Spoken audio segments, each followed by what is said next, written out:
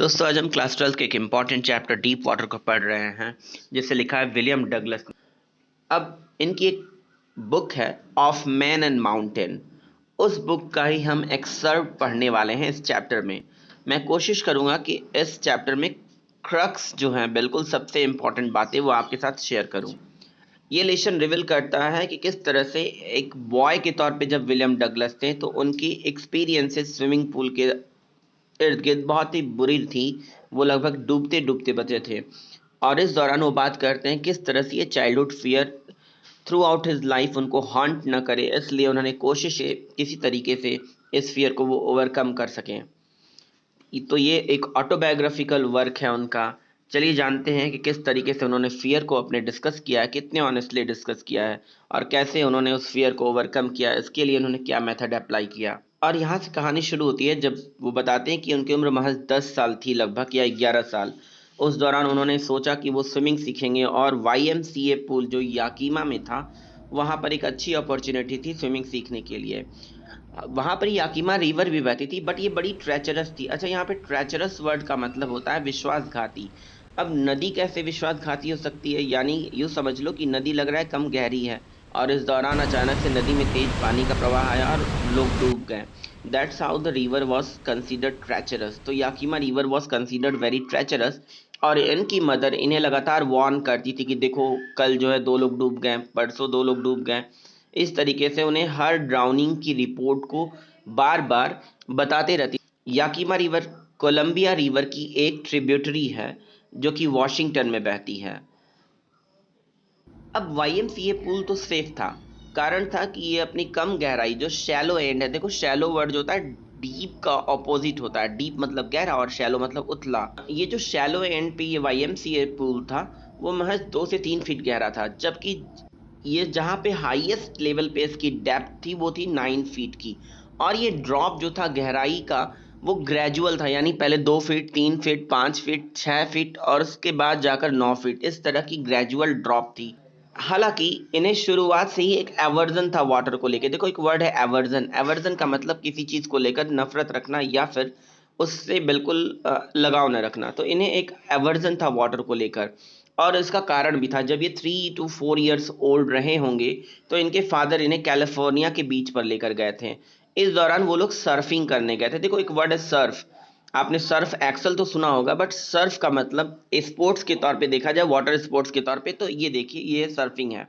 इसके अलावा सर्फ को लेकर एक और बात बता दूं, चैनल को भी जब आप चेंज कर रहे होते हैं टेलीविजन के ना, तो you are actually surfing the channel. एक बहुत फनी सा जोक भी है जहाँ पे ये कहते हैं कि I had been lazy throughout the day, now I need to do something, I will surf, I will surf, where is the remote control. तो मैं सर्फिंग करूंगा और सर्फ वर्ड वहां पे लगता है जैसे कि वाटर स्पोर्ट्स की बात कर रहे हैं, बट देयर आफ्टर वो बोलते हैं कि रिमोट कंट्रोल लाओ, मैं चैनल सर्फ करूंगा। एनीवे, चलिए कहानी पर आते हैं। तो कैलिफोर्निया बीच पर जब ये 3 से 4 साल के थे इनके फादर इन्हें सर्फिंग के लिए लेकर गए हुए थे, अपने शोल्डर पर बिठाया हुआ था और वो समंदर में गए हुए थे। वहां पर एक तेज धारा आई and it swept over him, उन्हें बहा कर बिल्कुल लेके चली गई। He was buried in water, वो पानी में लगभग दफन से हो गए थे। हिज ब्रेथ वॉज गॉन, उनकी सांसें उखड़ सी गई थी और वो बुरी तरह डर गए थे। हालांकि फादर के लिए एक बहुत ही नॉर्मल सी बात थी, उन्हें पता था कि वो उसे बचा लेंगे, कोई बहुत बड़ी बात नहीं है और ये सर्फिंग के दौरान होता है। वो हंस रहे थे। ये वेव्स ने जिस तरीके से इनके मन में भय बिठाया पानी का, वो गया नहीं। YMCA स्विमिंग पूल में जब ये गए तो उनकी अनप्लेजेंट मेमोरीज जो चाइल्डिश फियर्स थे उनके सारे फिर से रिवाइव हो गए। बट इन्होंने फिर भी कॉन्फिडेंस गेन करने की कोशिश की, गैदर किया, सम्मन किया और उसके बाद वाटर विंग्स लगा करके दूसरे बॉयज को देख करके उन्हें एप कर रहे थे। एप का मतलब वनमानुष होता है, या दूसरा एज अ वर्ब इसका मतलब होता है कॉपी करना। Why are you aping western culture, तो एप मतलब कॉपी करना। तो ये दूसरे बच्चों को देखकर उनसे कॉपी करने की कोशिश कर रहे थे और उन्होंने 2 से 3 बार ऐसा किया और 2 से 3 दिनों अलग अलग जाकर उन्होंने ये काम किया और धीरे धीरे इनका जो है कंफर्ट लेवल अब धीरे धीरे पानी के साथ होना शुरू हुआ था। तभी एक मिस एडवेंचर हो गया। एडवेंचर तो रोमांचक होता है बट मिस एडवेंचर थोड़ा सा हादसा जैसा उनके साथ हो गया। हुआ क्या था कि ये जो स्विमिंग पूल के पास बैठे हुए थे उस दौरान कोई नहीं था और स्विमिंग पूल का बिल्कुल टाइल्ड फ्लोर साफ साफ दिख रहा था ये अकेले जाने में डर भी रहता है क्योंकि पूल के चारों तरफ कोई नहीं था। तो इस दौरान ये इंतजार कर रहे थे कि कोई आ जाए और स्विमिंग पूल में पैर डाल करके इस तरीके से वो बैठे हुए थे। इसी बीच में एक 18 ईयर्स ओल्ड का लड़का आया और उसके चेस्ट पे थिक हेयर्स थे और बड़ा वो मस्कुलर था। उसने चिल्लाते हुए कहा, ए स्किनी, तुम क्या कर रहे हो? तुम्हारा मुंडी में पानी में डुबाऊं क्या? डक करना। डक एज अ नाउन तो आप जानते हो बत्तख होता है, पर डक को आपने देखा होगा जिस तरह से वो पानी में अपना सर झुकाते हैं, तो इसी को डक बोलते हैं। अच्छा, क्रिकेट में भी डक वर्ड होता है। क्रिकेट में डक किस लिए यूज किया जाता है मुझे जरूर बताइएगा। एनीवे, तो उसने ये कहते हुए ही बिना कुछ पूछे ताछे अच्छे से रिस्पॉन्स लिए इन्हें उठाया और पानी में दे फेंका। और ये सिटिंग पोजीशन में पानी में अंदर जाते चले गए और पानी इन्होंने स्वालो कर लिया, निगल लिया, पानी भी इनके अंदर चला गया था और काफी डर गए थे। फिर भी अभी ये आउट ऑफ हिज विट्स नहीं थे, अभी इनका बुद्धि चातुर्य अभी भी इनके साथ था, अभी भी इनका दिमाग चल रहा था। इन्होंने नीचे जाने के दौरान प्लान किया कि जैसे ही ये बॉटम फ्लोर को छुएंगे वहां पर अपने पैरों से तेज एक थर्स्ट लेते हुए ऊपर की तरफ आ जाएंगे और उसके बाद तैरते हुए बाहर की तरफ निकलने की कोशिश करेंगे। हालांकि वो 9 फीट 90 फीट की जैसे गहरे हो गए थे। क्यों कहते हैं ना कि वेट करने का टाइम बहुत लंबा हो जाता है, मुसीबत की घड़ी लंबी लगती है और एंटरटेनमेंट की घड़ी बहुत छोटी लगती है। तो कुछ ऐसा ही था कि 9 फीट 90 फीट की तरह गहरा लग रहा था इन्हें। फिर भी इन्होंने किसी तरह से अपना सारा स्ट्रेंथ और करेज सम्मन करते हुए एक बार फिर से ऊपर की तरफ उछाल मारी और इनके मन में चल रहा था कि मैं तो बिल्कुल कॉर्क की तरह ऊपर सरफेस पे आ जाऊंगा। कॉर्क जानते हो दोस्त, आप लोग तो ने देखा नहीं होगा, पहले होम्योपैथ मेडिसिन की जो अ, शीशे की कांच की जो बॉटल्स आती थी ना, वायल्स आती थी, उसको कॉर्क से ही पैक करते थे। तो कॉर्क एक तरह का वुडन पीस होता है, लकड़ी का टुकड़ा होता है जो कि बेहद हल्का होता है और उसे अगर आप पानी में फेंक मारो तो फिर से ऊपर उछल जाता है और सरफेस पे फ्लोट करने लगता है। तो इन्होंने यही सोच रखा था कि मैं भी सरफेस पे अचानक से आ जाऊंगा। इन्होंने आंखें खोली पर इन्हें कुछ नहीं दिखाई दिया। इन्होंने कोशिश तो नीचे जाने के बाद की थी, पर जब सरफेस पे आने की बात आई तो ये सरफेस तक पहुंच ही नहीं पाए थे। एक्चुअली अभी भी ये पानी के नीचे ही थे और yellow tinge, dirty yellow tinge of water could be visible to him. पीला पानी का रंग दिख रहा था उन्हें और ये काफी पैनिक्ड हो गए, काफी डर गए। इन्होंने हाथ फैलाने की कोशिश की ताकि कोई रोप, कुछ भी ऐसा क्लच कर सके, इनके हाथों में आ जाए, पकड़ सकें ये, पर कुछ भी नहीं ऐसा मिल रहा था और ये भीतर ही भीतर सफोकेट हो रहे थे, इनकी सांसें टूट रही थी।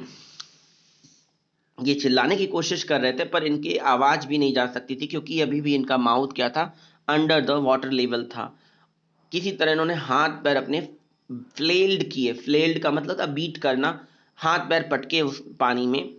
फिर भी इससे कोई फायदा नहीं हुआ, इन्होंने और पानी निगल लिया और इनके लेग्स जो थे बिल्कुल ऐसे हंग डेड वेट की तरह थे, जो पैरालाइज हो चुके थे, रिजिड हो गए थे, पैर चलने का नाम ही नहीं ले रहे थे पानी के अंदर जिससे ये तैर सकें। और इन्होंने बहुत कोशिश की पर कोई फायदा नहीं हुआ। इनका सर बहुत तेजी से फट रहा था दर्द के मारे और ये बेहोशी जैसा महसूस कर रहे थे। फिर भी इन्होंने अपनी स्ट्रेटेजी याद रखी कि एक बार और नीचे जाऊंगा तो कॉर की तरह सरफेस पे आने की कोशिश करूंगा। इन्होंने दोबारा कोशिश की, फिर भी कोई फायदा नहीं हुआ। और फिर जब ये नीचे जाने को लगे तो अब तीसरी बार के बाद इनके अंदर एक ऐसा भय वापस लौट आया था बेहद मजबूत तरीके से। अब इन्हें अपने ऊपर कोई कंट्रोल नहीं रह गया था। पानी के अंदर चीख रहे थे तो कहाँ से आवाज आती। इनके हाथ पैर बिल्कुल पैरालाइज्ड हो चुके थे, बिल्कुल ऐसा लग रहा था हाथ पैर चलने का नाम नहीं ले रहे हो, जिस तरह से पैरालिसिस में होता है। अब केवल और केवल कहते हैं, only my heart and pounding in my head said that I was still alive. केवल जो दिल की धड़कन धड़क रही थी और सर में नसें तेज तेज चल रही थी, यही इन्हें बता रहा था कि ये जिंदा है और किसी तरह इनका कॉन्शियसनेस लेवल हाई नहीं था। सारे एफर्ट सीज हो गए बिल्कुल। अब कोई भी प्रयास करना इन्होंने बंद कर दिया और जब सारे प्रयास करना बंद कर दिया तो ये रिलैक्स्ड होने लगे। अच्छा, रिलैक्स क्यों होने लगे? अब एक्चुअली ये अनकॉन्शियस हो रहे थे। आदमी तभी तक परेशान होता है जब तक वो कोशिशें कर सकता है। जब कोशिशें नहीं कर सकता है तो फिर वो अनकॉन्शियस फेज में जाने लगता है और एक टेरर जो था इनके माइंड से अब वो वाइप आउट हो रहा था क्योंकि अनकॉन्शियस हो रहे थे तो अब डर भी नहीं लग रहा था। There was no more panic. और बिल्कुल ये बहुत ही इंपॉर्टेंट है, इसको आप जरूर ध्यान से देखिएगा। अगली बात जो इन्हें समझ में आई वो ये समझ में आई कि ये स्टमक के बल पे लेटे हुए थे पूल के किनारे और वॉमिट कर रहे थे और जिस लड़के ने इन्हें फेंका था उसने कहा मैं तो बस मजाक कर रहा था। तभी उसे किसी ने डांटते हुए कहा कि तुम्हारे इस मजाक के चक्कर में ये लड़का लगभग मरने को हो गया था। और नैरेटर कहते हैं कि इसके बाद मैं घर काफ़ी घंटों बाद लौटा, पर मैं काफ़ी अपने आप को वीक महसूस कर रहा था। मैं अकेले में खुद को बेड पे जाने के बाद मैं रोता रहा। मैंने उस रात कुछ नहीं खाना खाया और बहुत दिनों तक ये फियर मेरे मन में बना। ईयर्स लेटर, कुछ सालों बाद, जब इन्हें मालूम चला कि कास्केड्स हैं बगल में, कहीं पे जल प्रपात है, तो वहां जाना तो चाहते थे, बट वो जो फियर था ना, वो फियर इनका साथ नहीं छोड़ रहा था। Whether I was wading the Tieton और बम्पिंग रिवर और bathing in a Warm Lake of Goat Rocks के वार्म लेक में नहाने की बात हो, या टाइटन और बम्पिंग रिवर में जाने की बात हो, ये बहुत ही अपने आप को बंधा सा महसूस कर रहा है। वो जो पूल में फियर ने सीज किया था, वो हमेशा कम बैक कर लेता था। वो टेरर हमेशा कम बैक कर लेता था। It would take possession of me completely, और इस भय ने मुझे बिल्कुल अपने कब्जे में ले लिया था, बिल्कुल मेरे ऊपर अधिकार जमा लिया था। My legs would become paralyse, icy horror would grip my heart, this handicap stayed with me as the years roll by. और नैरेटर कहते हैं ये फियर एक हैंडीकेप जैसा हो गया था। हैंडीकैप कब होता है इंसान? हैंडीकैप तब होता है जब आपके एबिलिटी कम हो जाती है, और इस फियर ने उनके स्विमिंग की एबिलिटी को ख़त्म सा कर दिया था। वाटर स्पोर्ट्स को एंजॉय नहीं करने दे रहा था। फिशिंग ट्रिप्स इनके रूइंस हो चुके थे। कैनोइंग, बोटिंग और स्विमिंग जैसे वाटर स्पोर्ट्स भी ये अब एंजॉय नहीं कर पा रहे थे। ये काफ़ी महसूस कर रहे थे बुरा सा। तो इन्होंने हर एक कोशिश की इस फियर को ओवरकम करने की, फिर भी ये कहीं ना कहीं फियर इन्हें पकड़ रखा था। और फाइनली इन्होंने 1 अक्टूबर को डिसाइड किया कि अब ये खुद एक प्रोफेशनल इंस्ट्रक्टर की मदद से स्विमिंग सीखेंगे। और ये स्विमिंग पूल के पास गए और इन्होंने 5 डेज अ वीक अपने कोच के साथ हर दिन 1 घंटे की स्विमिंग की प्रैक्टिस शुरू कर दी।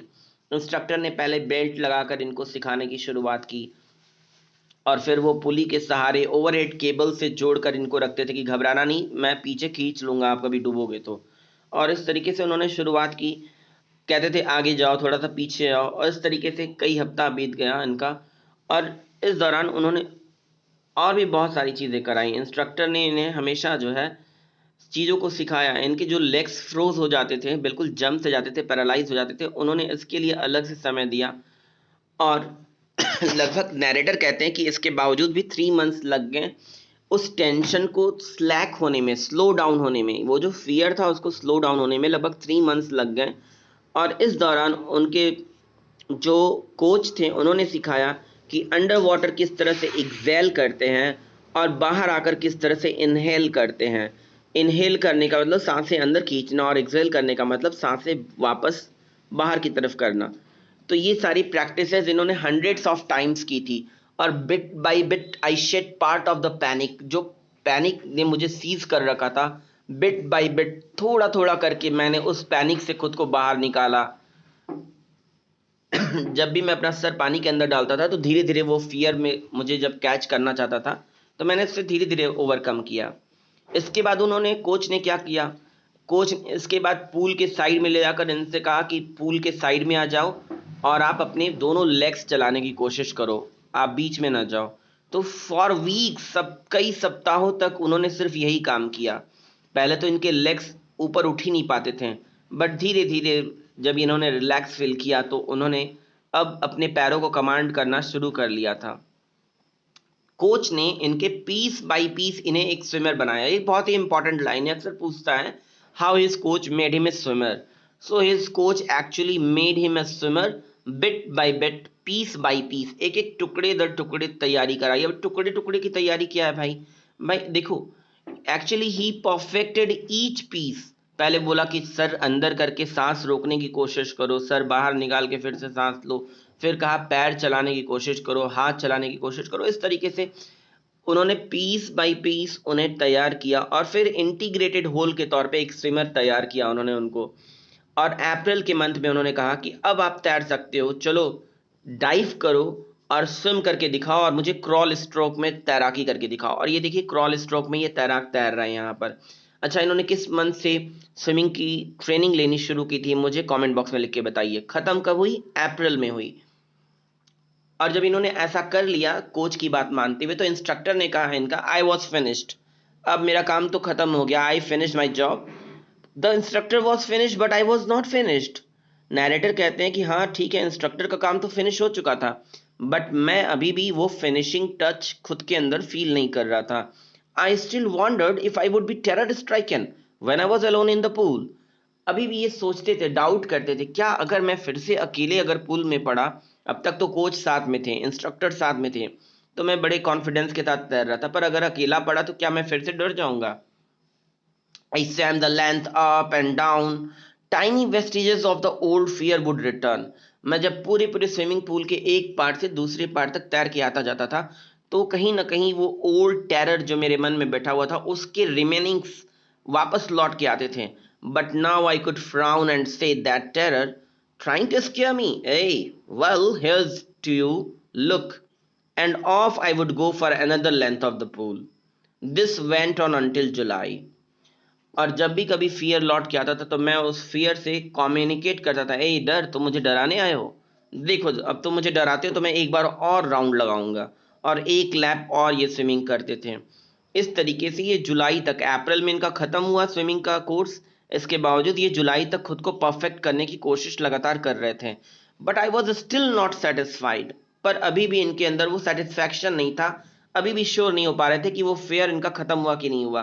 तो इसलिए इन्होंने न्यू हैम्पशायर नाम के स्टेट में लेक वेंटवर्थ है वहाँ गए, वहाँ पर डॉक पे जाकर इन्होंने न्यू हैम्पशायर में वहाँ पर ट्रिक्स नाम के आइलैंड में इन्होंने वहाँ के डॉक से छलांग लगाई और 2 मील दूर स्टैम्प एक्ट आइलैंड तक लेक में तैरते हुए पहुंच गए। I swam the crawl, best breast stroke, side stroke, back stroke, और स्विमिंग की हर एक स्टाइल में इन्होंने तैराकी की। Only once did the terror return. केवल पूरे 2 मील की दूरी में एक बार टेरर रिटर्न हुआ था, और वो कब? When I was in the middle of the lake, जब मैं बिल्कुल लेक के बीचों बीच में था तब। और जब इनको फिर से फियर आया तो इन्होंने उस ओल्ड फेयर को महसूस किया मिनिएचर फॉर्म में। मिनिएचर का मतलब होता है माइक्रो फॉर्म में, माइक्रो मिनी फॉर्म में उसे महसूस किया। पर he responded, how he responded, see, I loved and said, well mister terror, what do you think you can do to me? It fled and I swam on. मैंने कहा, mister terror, आप मुझे डराने आए हो, तुम्हें क्या लगता है मैं क्या कर सकता हूँ तुम्हारे साथ? और उसके बाद मैं फिर तैरता हुआ आगे बढ़ गया। Yet I had residual doubts, और उसके बावजूद भी थोड़े से डाउट्स मेरे मन में थे। At my first opportunity, I hurried west, went up to Titan to Conard Meadows, up the Conard Creek Trail to Mid Glacier, and camped in the high meadow by the side of Warm Lake. और जैसे ही मुझे पहला opportunity मिला, मैं तुरंत भागते हुए Titan से आगे कोनार्ड मीडोज तक गया, कोनार्ड क्रिक तक गया, और उसके वहाँ से मिड नाम की ग्लेशियर है, मिड ग्लेशियर अमेरिका में अलास्का स्टेट में है, तो वहाँ पर जाकर मैंने कैंपिंग की। और कैंप करने के दौरान मेरे बगल में एक वार्म लेक थी, वहाँ पे मैंने कैंपिंग की, और अगली सुबह ही आई स्ट्रिप्ड, मैंने कपड़े निकाले, and dived into the lake, सीधे डाइव किया लेक में, and swam across to the other shore and back. मैं एक बार गया तैरता हुआ और दूसरी तरफ आया, बिल्कुल बिल्कुल डॉग कॉर्प्रॉन की तरह मैं स्विमिंग कर रहा था, प्रोफेशनल अंदाज में। मुझे लग रहा था कि मैं प्रोफेशनल स्विमर की तरफ तैर रहा हूँ। And I shouted with joy and Gilbert Peak return the echo. मैं खुशी के मारे चिल्ला पड़ा, और गिलबर्ट पिक, जो गोट रॉक्स की इन्होंने जिक्र किया है ना, वहाँ का हाईएस्ट पिक है ये, वहाँ से वो आवाज़ इको होके लौटी। And I had conquered my fear, और मुझे महसूस हुआ कि मैंने अपना फियर जीत लिया है। The experience had a deep meaning for me. और ये जो एक्सपीरियंस था, फाइनल एक्सपीरियंस था, जब इन्होंने महसूस किया कि मैंने अपने डर को जीत लिया, ये सबसे बेहतरीन अनुभव में से एक था इनके लिए। और वो कहते हैं कि only those people can appreciate it who had ever felt the meaning of terror. केवल इस कॉन्कर स्टेट को वही लोग फील कर सकते हैं जिन्होंने कभी फियर को ओवरकम किया हो और फियर को फील किया हो। और यहाँ ये अपने फ्रेंड और अमेरिकन प्रेसिडेंट रूजवेल्ट के बारे में कहते हैं कि रूजवेल्ट इस बात को अच्छी तरह जानते थे जब उन्होंने कहा था कि all we have to fear is fear itself.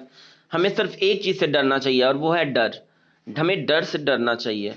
तो ऐसा रूजवेल्ट कहा करते थे, और आज उसकी मीनिंग नैरेटर भी समझ रहे थे। Because I had experience both the sensation of dying and the terror that fear of it can produce. तो इन्होंने कहा कि मुझे दोनों चीज़ें मैंने महसूस की थी, फियर भी महसूस किया था, डेथ लाइक टेरर भी फील किया था, और इसलिए मैं अब जो कॉन्कर करने के बाद फीलिंग आ रही थी उसको बहुत ओवरवेलमिंग तरीके से एंजॉय कर रहा था। At last I felt released. और अंत में मुझे कैसा लगा? मुझे लगा कि मैं अब तक एक बंधन में था, उस बंधन से बाहर आ चुका हूँ। Free to walk the trails and climb the peaks and brush aside fear. अब मैं तमाम रास्तों को, पगडंडियों को चलता हुआ बढ़ जाऊंगा आगे, तमाम पहाड़ियों को पार कर जाऊंगा और अपने फियर को ब्रश असाइड, एक तरफ कर दूंगा। तो इस तरीके से ये स्टोरी खत्म होती है। पर मेरा एक सवाल है, आप मुझे ये बताइए कि आपने अपनी लाइफ में क्या किसी फियर को ओवरकम किया है, या फिर कोई ऐसा फियर जिसे आप ओवरकम करना चाहते हो? कमेंट बॉक्स में जरूर लिखिएगा। आज के लिए सिर्फ इतना ही। Thanks a lot for watching, take care and keep learning.